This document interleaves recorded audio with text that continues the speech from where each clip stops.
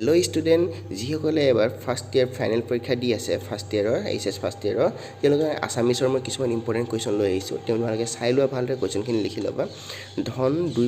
ধনৰ দুই প্ৰকাৰৰ ব্যৱহাৰ কি কি এইটো এটা কুৱেশ্যন আহিব পাৰে গিবনৰ সম্পূৰ্ণ নাম কি তেওঁ কোন দেশৰ নাগৰিক আছিল এইটো এটা কুৱেশ্যন তোমালোকে ভালকৈ চাই ল'বা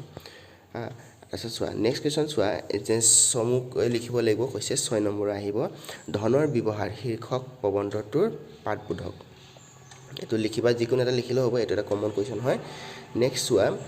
বিভূষণৰ দুটা চৰিত্ৰ বৈশিষ্ট্য লিখা এইটো এটা কুৱেশ্যন আহিব 2 নম্বৰীয়া আহিব কুৱেশ্যন কেইটামান তাৰপিছত বৰগীতৰ দুটা বিশেষত্ব লিখা এইটো এটা কুৱেশ্যন আহিব পাৰে ধনবৰ আৰু ৰতনীৰ ঘৰ ক'ত আছিল এইটো এটা কুৱেশ্যন ইম্পৰ্টেণ্ট ঠিক আছে কণপাহী কোন এইটো এটা কুৱেশ্যন চাবা কুশল কোঁৱৰ কাৰ আজু নাতি আছিল এইটো এটা কুৱেশ্যন চাবা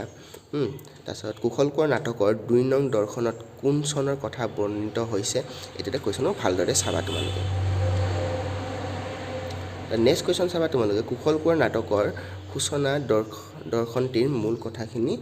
মূল কথাখিনি জুকিয়াই লিখা এইটো এটা কুৱেশ্যন 6 মাৰ্কৰ আহিব এইটো চাবা ভালদৰে নেক্সট চোৱা বাহী আলোচনীখন কোনে সম্পাদনা কৰিছে লক্ষীনাথ বেজবৰুৱাই এইটো চাবা মালিতা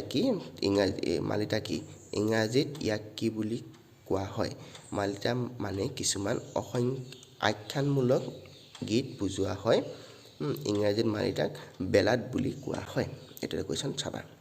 ঠিক আছে নেক্সট চোৱা সত্যনাথ বৰাই ৰচনা কৰা এখন প্ৰবন্ধ পুথিৰ নাম লিখা চিন্তাকলি হৈছে ইয়াৰ উত্তৰটো সত্যনাথ বৰাই একমাত্ৰ গীতৰ পুথিখনৰ নাম কি গীতাৱলী অৰ্থ ব্যৱহাৰ মূল মন্ত্ৰ কি এইটো চাবা আই অনুসৰি খৰচ কৰা এইটো হৈছে মূল মন্ত্ৰ তাৰপিছত কৃপণ লোকৰ দুই ধৰ্ম কি লাজ ঢকা আৰু প্ৰাণ পৰ্বতোৱা এইটো এটা কুৱেশ্যন এনচাৰ বঙালী আৰু অসমীয়া কাক লৈ টানাটানি কৰে বঙালী আৰু অসমীয়া অনন্ত কণ্ডলী আৰু ডাকক লৈ টানাটানি কৰে এইটো এটা কুৱেশ্যন ইম্পৰ্টেণ্ট কুৱেশ্যনে চাবা বঙালী আৰু অসমীয়া এইটো কৈছোঁহে বাৰু তাৰপিছত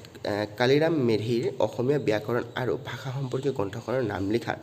ইয়াৰ উত্তৰটো হ'ব অসমীয়া ব্যাকৰণ আৰু ভাষাতত্ত্ব এইকেইটা কুৱেশ্যন ভালদৰে চাই ল'বা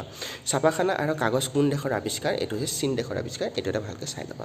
ঠিক আছে নেক্সট কুৱেশ্যন চোৱা প্ৰফুল্ল দত্ত গোস্বামীয়ে কি বিষয়ত গৱেষণা কৰিছিল উত্তৰ হৈছে সাংস্কৃতিক বিষয়ত গৱেষণা কৰিছিল এইটো এটা ভালদৰে বিদ্যাৰ অনুশীলন নহ'লে কি হয় বিদ্যাৰ অনুশীলন